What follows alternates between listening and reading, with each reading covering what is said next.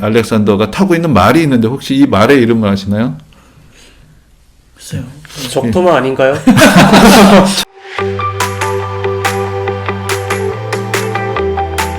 여러분 안녕하세요. 안녕하세요. 예. 그동안 여러와 같은 성원으로 또 많은 관심을 가지고 또 시청을 해주셔서 감사합니다. 우리가 앞에서 또 이스라엘과 튀르키예를 중심으로 해서 이제 성경의 어떤 지리적인 배경에 대해서 우리가 좀 생각을 해보았는데요. 이제 오늘은 성경의 역사적인 배경에 대한 이야기들을 좀 한번 정리를 해보려고 합니다. 근데 이제 먼저 제가 한번 질문을 드려보려고 하는데, 우리나라는 역사에서 우리나라의 어떤 첫 번째 국가라고 하면 어디를 말하죠? 고조선. 그쵸. 고조선이 우리나라 역사의 시작이라고 이야기를 하죠. 그러면 고조선이 언제 건국이 됐나요? 기원전 2333년 아닌가요? 우와, 예, 2333년. 예, 그렇죠. 그래서 이제 우리가 그 일반 우리 연도에다 2333을 더하면 이제 그걸 단기라는 거 옛날에 또 사용을 하기도 했는데, 근데 그러니까 기원전 2000년 전, 더 전에 이제 우리나라의 역사가 시작이 됐다. 그래서 우리가 반만년의 역사를 가지고 있다. 이제 그렇게 얘기를 하는데, 이스라엘 역사의 어떤 시작점이라고 할 수 있는 것이 이제 아브라함의 시대가 되겠는데, 아브라함이 대략 그쯤 살았던 사람이에요. 그러니까 대략 정확하게 우리가 그 연대를 성경에서 몇 년이다 이렇게 나오진 않으니까, 그런데 여러 가지 추정을 해볼 때 대략 기원전 2000년 전후로 해서 아브라함이 살았다. 그러니까 참 까마득한 옛날의 이야기인 거죠. 근데 이제 우리나라는 그 당시에 고조선에 대해서 우리가 아는 거 별로 없어요. 그러니까 많은 기록이 남아있지는 않은데, 성경에는 이제 그 당시에 일어났던 일들에 대해서 상당히 자세한 기록들이 남아있어서 우리가 그 까마득한 옛날의 이야기들을 상당히 가까운 시대처럼 우리가 느끼고 이제 또 볼 수가 있는 거죠. 그리고 이제 신약시대가 시작이 될 때는 대략 우리나라 역사로 보면은 이게 삼국시대가 시작되던 그 초기가 그냥 신약시대의 배경이 되는 시대라고 할 수 있어요. 그러니까 지금부터 2000년 전이 되는데, 그래서 오늘 우리가 한 2000년 정도의 이야기들을 같이 정리해 보려고 해요. 그래서 아브라함의 시대부터 이제 신약 시대가 시작되기까지 그 시대의 이야기들을 우리가 대략적으로만 좀 간단하게 쭉 한번 정리를 해보면서 이제 성경의 이야기가 어떤 또 세계사적인 배경에서 전개가 되었는가, 그것을 한번 좀 살펴보려고 합니다. 근데 이제 먼저 우리가 그 성경의 배경이 되는 그 지역을 이야기를 할 때 되게 무슨 이야기를 하죠? 이 비옥한 초생달지대다. 그런 이야기를 하는데, 지금 이제 지도에서 보시는 것처럼 이렇게 파랗게 돼 있는 지역의 모습, 이게 이제 그 당시 문명의 어떤 중심지가 되었던 지역들인데요. 이 모양이 이제 일종의 초생달 같이 생겼다. 그래서 이제 비옥한 초생달지대라고 이야기를 하는 것이죠. 근데 왜 특별히 이 지역에 사람들이 살면서 문명을 이루게 됐을까요? 강이 좀 많아 보이는데 물줄기가. 그렇죠. 네. 딱 보면은 파란색 물줄기가 많이 보이죠. 그래서 이제 그 당시에 그 고대 어떤 주요한 문명의 발상지들이 되게 강이랑 연결이 돼 있다. 우리가 그런 얘기를 많이 하죠. 그래서 이제 강이 있다면은 강이 문명에 발생하는데 어떤 이로운 점이 있을까요? 뭐 식수 그런 것도 중요한. 그렇죠. 일단 물이 있어야 농사를 짓고 사람들이 또 인구가 불어나고 살 수가 있겠죠. 또 이제 강이 있으면 그 먼 거리들을 쉽게 수운을 통해서 연결할 수가 있겠고요. 그렇죠. 그런데 이제 강이라는 것이 좋기는 좋은데, 문제가 뭐냐면은 홍수가 나면 범람을 하잖아요. 그래서 이제 또 옛날부터 이제 홍수의 피해를 어떻게 줄이고 이제 소위 치수 사업을 할 것이냐. 근데 그러려면 이것은 강이라는 것은 큰 먼 거리들을 이동하는 물길이기 때문에 한두 사람, 한두 집안으로는 안 되겠죠. 그러니까 여러 사람들이 모여서 힘을 합쳐서 또 노력을 해야 되고, 그러다 보니까 농사 짓기에 유리하지만 또 많은 사람들이 모여서 또 함께 연합을 해야 되고, 이런 조건들이 서로 연결이 되면서 이제 국가가 발생을 하고 문명이 발생하는 데 또 많은 또 자극이 되었다. 이런 이야기들을 하기도 하죠. 그래서 이제 이 지역이 보면은 이제 왼쪽 아래에 보시는 것처럼 나일강 유역, 그 다음에 오른쪽에 보면은 유프라테스 티그리스강 유역, 이 크게 보면 두 지역으로 나뉘어져 있었고, 그 사이에 껴있는 지역이 바로 이제 가나안 땅 혹은 팔레스타인이라고 불리는 그 땅이고, 거기서 이제 그 성경의 중요한 이야기들이 전개가 되는 것이죠. 그래서 이제 우리가 아까 아브라함 얘기를 했는데 아브라함의 일대기도 우리가 잠깐 보면은 아브라함이 처음으로 이제 그 삶을 시작했던 곳이 갈대아 우르라는 곳인데 거기서 이제 하란을 거쳐서 가나안 땅으로 가게 되죠. 그래서 약속의 땅 하나님의 부르심을 받아서 쭉 이동을 하게 되고 거기서 이제 또 기근이 들게 되니까 이 애굽으로 내려가게 됩니다. 그러니까 그것은 애굽은 그 당시 상당히 풍요로운 땅이었다는 것을 의미하죠.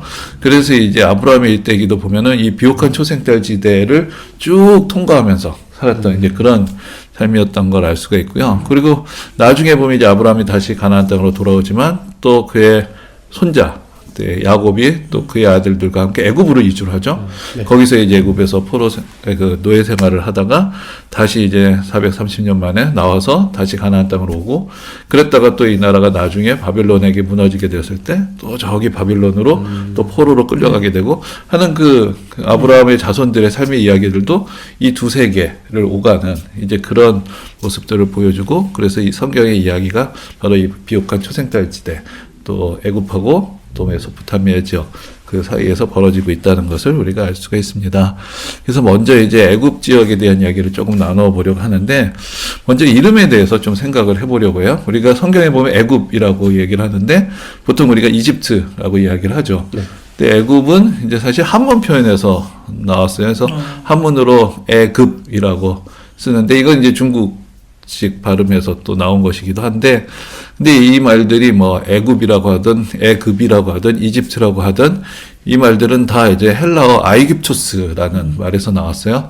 그러니까 옛날에 그리스 사람들이 이제 이집트를 아이깁토스라고 불렀던 것인데 이 아이깁토스라는 이 말이 좀 길잖아요. 그래서 제일 중심이 되는 단어가 뭘까요? 맨 앞에 아닐까요?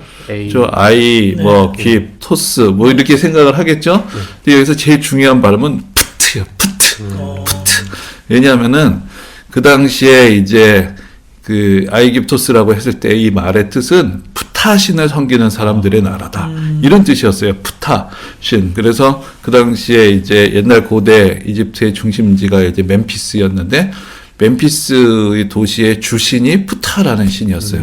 그러다 보니까 이제 그 이집트 사람, 그리스 사람들이 이집트를 방문해 보면은 되게 이제 수도에 갔겠죠? 그러면 이제 푸타신을 사방에서 볼 수 있으니까 저기는 푸타신의 나라다. 이제 그런 식으로 붙여진 이름이 아이깁토스고 거기서 이제 애굽이라는 말도 나오게 된 것이죠. 그런데 이제 그 앞에서 잠깐 지도에서 보셨던 것처럼 이제 나일강 중심으로 그 이집트 문화가 발달을 할 때는 여긴 다른 지역보다 좀 격리가 돼 있어요. 그래서 여기는 기원전 한 3000년 전부터 이어지는 그 유구한 문화를 그 역사를 가지고 있는데 여기 역사는 좀 단조롭게 계속해서 고왕국, 중왕국, 신왕국 이렇게 왕조가 교체되면서 발전을 해왔고 그러면서 또 이민족의 침략을 받았다가 또 다시 물리치고 또 다시 왕조를 회복하고 뭐 이런 이야기들이 계속 이어졌던 비교적 좀 단조로운 그런 역사를 가지고 있습니다.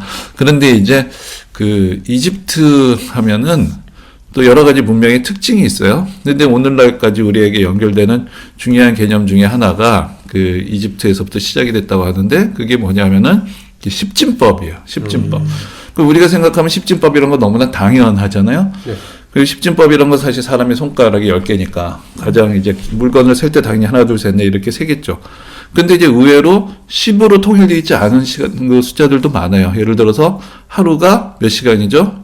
24시간. 24시간이죠. 12시간, 12시간, 24시간. 20시간이 아니란 말이에요. 그리고 1년이 몇 달이죠? 12달. 12달이죠. 그래서 이제 바빌론, 그 메소포타미아 중에서는 12이라는 숫자를 더 중요하게 생각을 했어요.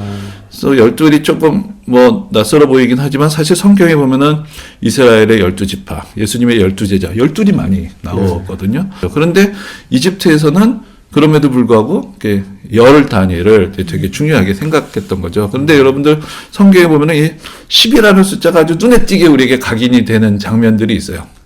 그게 어디일까요? 십계명? 그렇죠. 십계명. 그렇죠. 근데 십계명을 언제 받았죠? 출애굽하고. 그렇죠. 출애굽하고 받았단 그래서 말이에요. 그렇죠. 애굽에서 이 사람들이 430년을 살다 보니까 이 사람들은 12보다도 열이라는 숫자가 훨씬 더 익숙하겠죠. 그럼 하나님께서 10가지 계명을 주셨으면 꽉 찬 계명, 모든 것을 담은 계명이라는 느낌이 들겠죠. 그리고 이제 또 그 출애굽할 때 하나님께서 애굽에 몇 가지 재앙을 내리셨죠? 10재앙을 10가지죠. 애굽 사람들은 10대 맞으면 다 맞은 거다. 다 맞은 거죠. 만약에 그 재앙을 바빌론에 내리셨으면 아마 12재앙을 내리셨을 수도 있어요. 그러니까 이런 것들이 그 당시 문화의 배경하고 또 연결이 돼 있다. 우리가 그렇게 좀 생각을 해볼 수 있겠습니다. 그리고 우리가 또 이제 출애굽할 때 보면은 그 모세가 시내산에 올라갔을 때 그 산 아래에 있는 사람들이 지금 불안해하니까 아론이 귀금속을 다 모았어요. 그래서 뭘 만들었죠? 금송아지. 그쵸, 금송아지를 만들었죠. 왜 근데 하필이면 금송아지를 만들었을까? 이게 뭔가 그 사람들한테 좀 익숙한 거였겠죠? 네. 그래서 우리가 이집트의 문화를 생각을 해보면은 우리가 뭐 동물 모양의 신들이 또 많이 있어요. 뭐 개 모양의 신도 있고, 뭐 독수리 모양의 신도 있고, 여러 신들이 있는데 왜 그 중에서 하필 송아지였을까? 그런데 이제 아까 이제 그 당시 중심 도시가 그 멤피스고 거기에서 섬기던 신이 푸타였다고 말씀을 드렸잖아요. 그런데 이제 푸타 신이 이 세상에 내려올 때는 그 송아지의 형상으로 내려온다고 그렇게 생각을 했어요. 그래서 이제 금송아지라는 것이 이제 그 당시 사람들이 아주 중요하게 생각했던 신의 형상인 거죠. 그래서 게다가 이제 푸타 신은 그 장인들의 신이었어요. 수공업하고 장인들의 신이었는데 이 사람들이 애굽에서 노예 생활하면서 건축을 하고 여러 가지 노역에 동원이 됐었단 말이죠. 그러니까 이 사람들에게 있어서 그 송아지 형상을 한 푸타신은 상당히 이제 매우 가까운 신의 모습이 되었겠죠. 그러니까 애굽에서 우리를 구원해낸 신의 모습을 만들고자 했을 때 이 애굽에서 나온 이 사람들의 머릿속에 제일 먼저 생각났던 것은 송아지의 형상이었다. 이건 상당히 자연스러운 것이라고 볼 수가 있어요. 그러니까 이런 것들이 그 당시 이집트의 문화가 또 성경의 백성들에게 어떻게 영향을 미쳤는가 그런 것들을 우리가 좀 더 이제 짐작을 해볼 수가 있는 것이죠. 그리고 이제 그 반대 동네 이제 메소포타미아 쪽으로 가면은 그 메소포타미아라는 말 자체가 이제 메소는 가운데라는 뜻이 있어요. 그래서 우리가 그 노래를 할 때도 소프라노 있고 엘토 사이에 뭐가 있죠? 메조 소프라노가 있죠. 그러니까 가운데잖아요. 그렇죠. 이제 그래서 메소라는 말은 가운데란 뜻이 있고 포타미아는 이제 강이란 뜻이 있어요. 그래서 이제 두 강 사이의 땅. 그래서 티그리스하고 유프라테스 사이의 땅이라는 이제 그런 의미가 있는데 여기는 훨씬 더 이제 개방이 돼 있어요, 지역이. 그러다 보니까 여러 민족들이 서로 각축을 하고 훨씬 더 이집트보다는 복잡하고 혼란스러운 그런 역사가 이어졌던 거죠. 그래서 뭐 수메르, 아카드, 바빌론 여러 민족들이 서로 치고받고 하고 있었고 그 주위에도 여러 작은 민족들이 이제 서로 경합을 하고 살고 있었는데 그래서 이제 그 시대까지가 이제 우리가 성경에서 보면 상당히 이제 가장 자랑스럽고 영광스럽게 생각했던 때가 다윗과 솔로몬 시대잖아요. 근데 다윗과 솔로몬 시대에는 그래서 다 고만고만한 소위 말해서 도토리 키재기의 시대였어요. 그러니까 어떤 큰 대장이 없었던 거죠. 그런데 이제 이스라엘 역사의 뒤쪽으로 가면은 이제 나라가 분열이 되죠. 그리고 나서 북이스라엘이 어디에 망하게 되죠? 아수르에. 그렇죠. 아수르. 아시리아라고도 하고 아수르에서 망하게 되는데 이 아수르가 처음으로 우리가 이 오리엔트를 통일한 나라다 이렇게 얘기를 해요. 그래서 어디서부터 어디까지냐면은 저기 이 메소포타미아 저기서부터 저기 이집트까지를 다 아우르는 대제국이 드디어 등장하게 되고 그 이후로부터는 역사의 흐름이 완전히 바뀌게 되죠. 그래서 이제 대제국의 시대가 이어집니다. 그러니까 그전에는 애굽 말고는 나머지는 다 도토리 키재기의 시대였다가 아수르가 등장하면서부터 계속해서 세계사적인 대제국들이 연이어 나타나게 되고 그것이 이제 이스라엘 백성들에게는 큰 어떤 시련의 시대가 되는 거죠. 그래서 요약에 조금 더 우리가 정리를 해보면은 이제 먼저 앞에서 말씀드렸던 대로 아수르가 이제 니느웨 수도죠. 거기서부터 시작해서 애국까지 이르는 대제국을 세우고 그 당시에 그 올망졸망했던 민족들을 다 통합을 하게 되죠. 그리고 이제 근데 아수르는 상당히 이제 좀 잔인한 민족이었다고 알려져 있어요. 그래가지고 그들이 지배하게 된 민족들을 상당히 가혹하게 다루고 멸망시키고 그랬던 이야기들도 많이 알려져 있는데 그래서 우리가 성경에 보면은 이 나라가 남과 북으로 갈라져 있을 때 북이스라엘이 아수르에게 망했단 말이죠. 그래서 북이스라엘을 구성하고 있었던 10지파는 사실상 흩어지게 돼요. 그리고 역사에서 사라지게 되죠. 그만큼 이제 가혹한 통치를 했던 그런 나라였다고 할 수 있는데 이제 그러다 보니까 이 반발이 많았겠죠. 그러면서 이제 반란이 일어나게 되고 그러면서 일어났던 나라가 바빌론 제국이에요. 그래서 이 바빌론을 역사적으로는 신바빌론이라고도 해요. 왜냐하면 옛날에 또 바빌론이라는 나라가 있었기 때문에 이제 바빌론이 아수르를 무너뜨리게 되고 이제 그 기세를 가지고 이제 또 결국 남유다까지 이제 무너지게 되는 것이죠. 그래서 여기 보시는 것은 이시타르의 문이라는 그 바빌론의 중요한 유적인데요. 그런데 이제 결국은 이 나라가 그 남유다까지 무너뜨리게 되고 남유다 사람들이 다 포로로 끌려가게 되죠. 그런데 이 대목에서 또 퀴즈 하나 내보려고 하는데, 자, 이 노래가 어디에 나오는 노래일까요? 이 노래 제목이 뭘까요? 따라라라 따단 따다라라라 따다다 히브리 노예들 따다다. 그렇죠. 우리 옛날에 학교에 합창제 같은 거 하면은 이런 거 자주 하고 막 그랬어요. 히브리 노예들의 합창인데, 이 히브리 노예들의 합창이 이 어느 오페라에 나오는 합창곡이에요. 그 오페라 제목이 뭘까요? 예, 갑자기 조용해지네요. 예, 나부코라는 작품이죠. 나부코라는 베르디의 오페라에 나오는 합창곡이에요.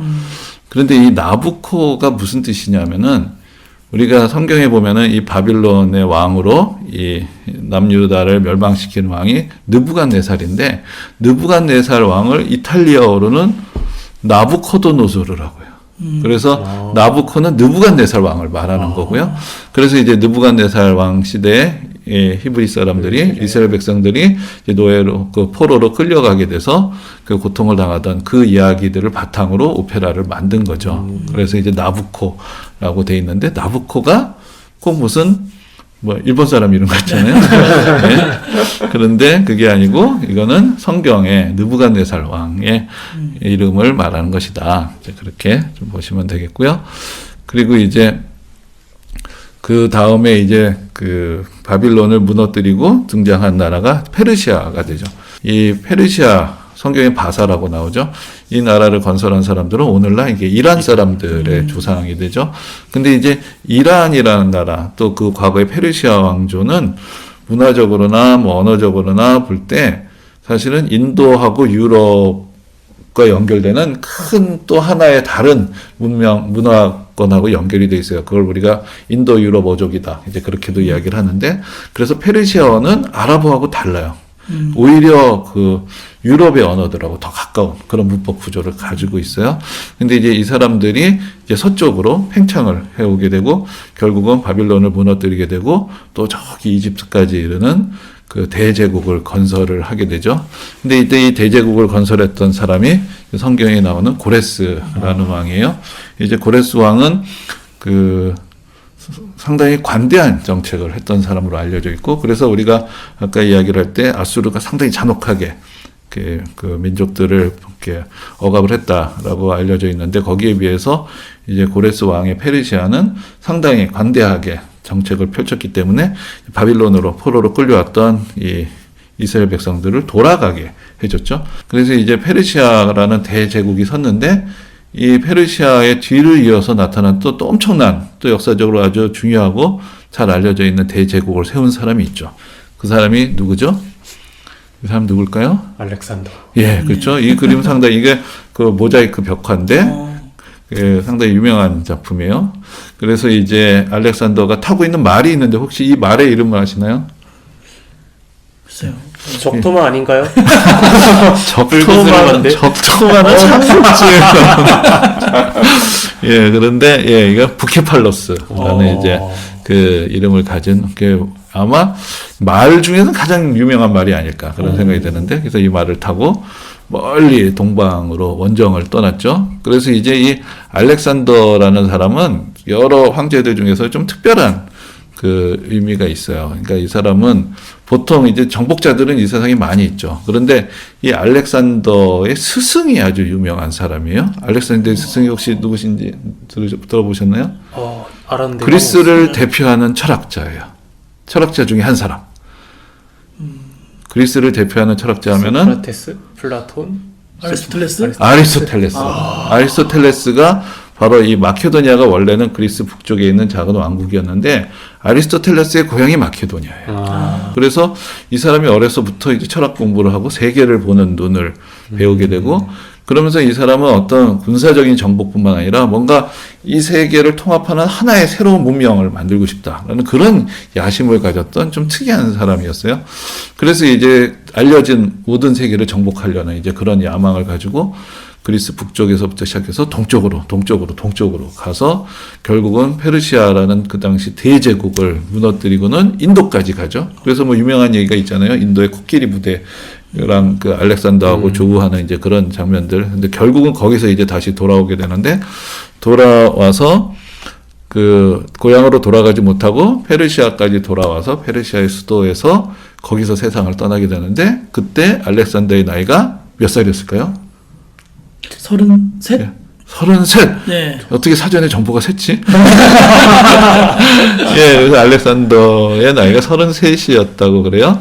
그런데 우리가 성경에 보면은 예수님께서 30세쯤 공생애를 시작하셔서 3년 동안 사역을 하시고 또 이렇게 그 활동하셨던 걸 우리가 알고 있잖아요. 그러니까 알렉산더도 33세 세상을 정복하려고 했어요. 그러나 결국은 인도에 갔다가 실패를 하고 돌아와서 세상을 떠났죠. 그러나 예수님은 33, 33년의 삶 동안 베푸셨던 그 은혜와 사랑으로 온 세계를 사랑으로 정복하는 이제 그런 일을 이루셨다. 우리가 그렇게 좀 비교를 해보기도 합니다. 그런데 이제 사실 그래도 엄청난 그 영토를 차지를 했잖아요. 그런데 33세 죽었으니까 그렇게 오래 산 건 아니겠지만은 어쨌든 후계자가 있어야 될 텐데 그때 알렉산더는 아이가 있었는데 아주 어렸어요. 그러다 보니까 이제 그 제국을 계승할 후계자가 없었던 거죠. 근데 이 야박한 이 알렉산더의 부하 장수들이 알렉산더가 이제 죽게 되니까 그 알렉산더의 건강을 염려하는 게 아니고 들러붙어 가지고 이 제국을 누가 계승합니까? 왜냐면은 그 왕자가 없으니까 그 후계자라고 할 만한 그 후손이 없으니까 그러니까 전설에 의하면 알렉산더가 가장 강한 자에게 이렇게 얘기를 했다는 거예요. 그럼 가장 강한 자가 누굴까요? 다 자기 자신이. 나죠, 나. 내가 제일 강하잖아요. 그래서 서로 자기가 후계자라고 하면서 싸우는 통에 이제 대제국이 분열을 하게 되죠.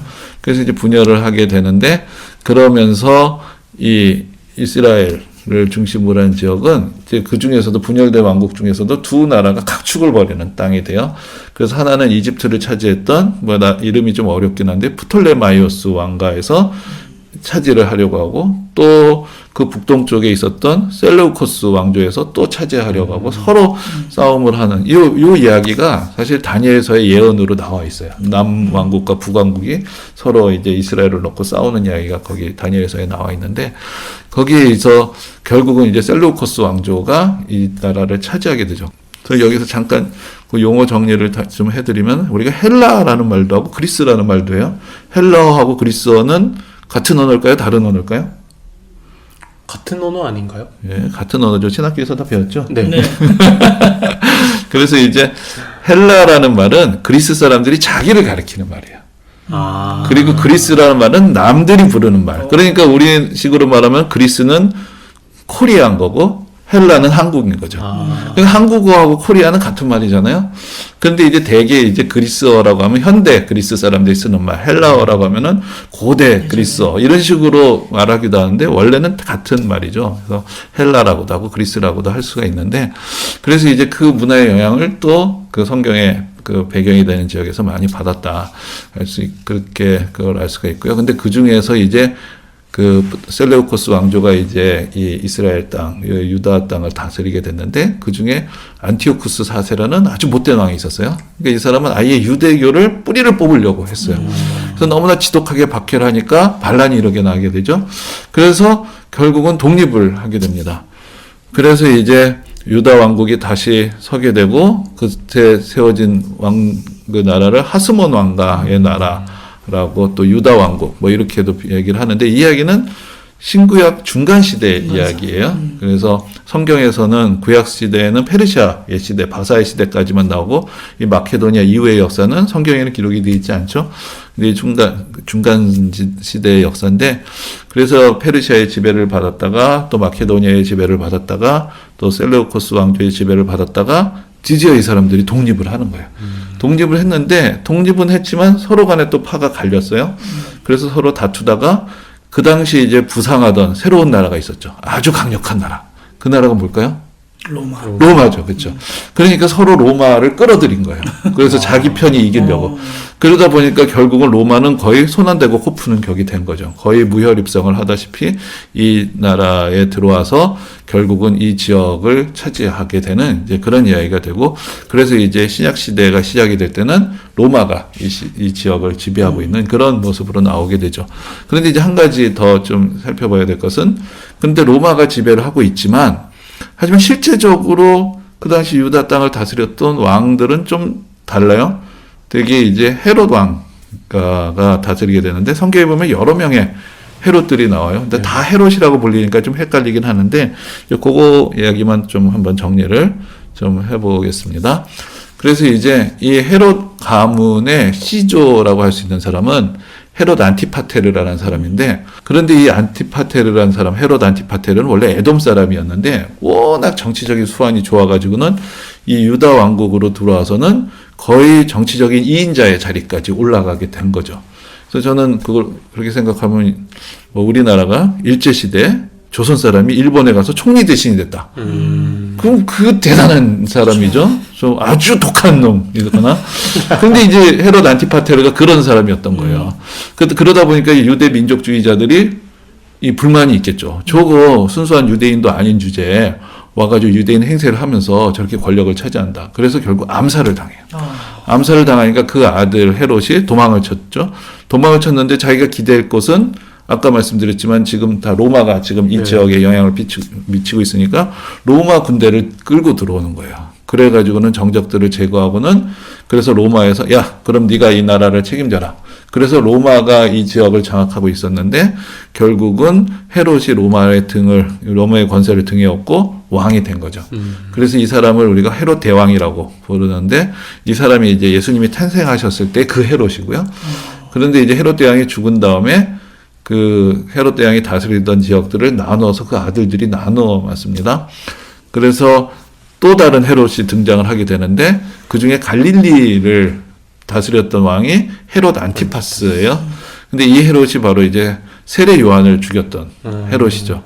그리고 나서 그 헤롯 안티파스의 아들이 헤롯 아그리파 1세인데 이 헤롯 아그리파 1세는 사도행전에 나오는데 이 사람이 이제 야고보 사도를 잡아서 죽이고 베드로를 죽이려고 가뒀다가 결국은 하나님께서 베드로를 풀어주셨고 그리고 사람들 앞에서 영광을 받으면서 자 연설하니까 사람들이 막 아부하면서 이것은 사람의 소리가 아니라 신의 소리다 할 때 하나님께서 치셔서 죽었던 그 사람이 헤롯 아그리파가 되죠. 그리고 나서는 이제 이 나라를 로마가 그전에도 이미 빌라도 같은 총독이 부분적으로 다스렸는데 아예 이제 로마 총독이 직접 와서 다스리는 것으로 바뀌면서 헤롯 왕가 이야기가 끝이 나게 됩니다. 그래서 이제 여기까지 해서 우리가 저기 애굽의 이야기부터 해서 멀리 돌아와서 한 2000년의 이야기를 정리를 해봤는데요. 한번 다시 서머리를 해보면은 애굽은 나일강 중심으로 저 아래쪽에 있었죠. 그리고 이제 메소포타미아 지역을 연이어서 다스렸던 나라가 아수르, 바벨론, 그 다음에 바사, 그 다음에 이 넓은 지역들을 다 세계적으로 통일하면서 다스렸던 나라들이 마케도니아, 로마가 되겠죠. 그래서 아수르, 바벨론, 바사, 마케도니아, 아바마가 아니고 아바바마, 그 다음에 로마. 예, 이렇게 제국들이 이어온다고 할 수가 있겠습니다. 예, 그럼 이렇게 해서 성경의 배경이 되는 역사를 한번 쭉 정리를 해봤습니다. 어떻게 오늘 또 어떠셨나요? 되게 재밌게 너무 길게 오래된 기간의 어떤 일이었지만 또 짧게 하니까 또 재밌게 또 잘 또 알게 됐던 그런 시간이었던 것 같습니다. 이 수천 년의 역사를 어떻게 이렇게 압축하여서 설명하실 수 있는 겁니까? 굉장하십니다. 작은 얘기를 늘리는 게 어렵지. 아는 게 없으면은 긴 얘기를 줄이는 건 그건 어려운 일은 아니에요. 그렇죠? 예, 그래서 우리가 그동안 또 여러분들 함께 해주셔서 감사하고요. 또 이제 우리가 이렇게 해서 이번 학기는 이렇게 마치고 또 다음에 가을에 또 여러 가지 또 성경을 이해할 수 있는 좋은 내용들로 또 함께 찾아뵙도록 하겠습니다. 여러분 또 그동안 시청해 주셔서 감사합니다. 감사합니다.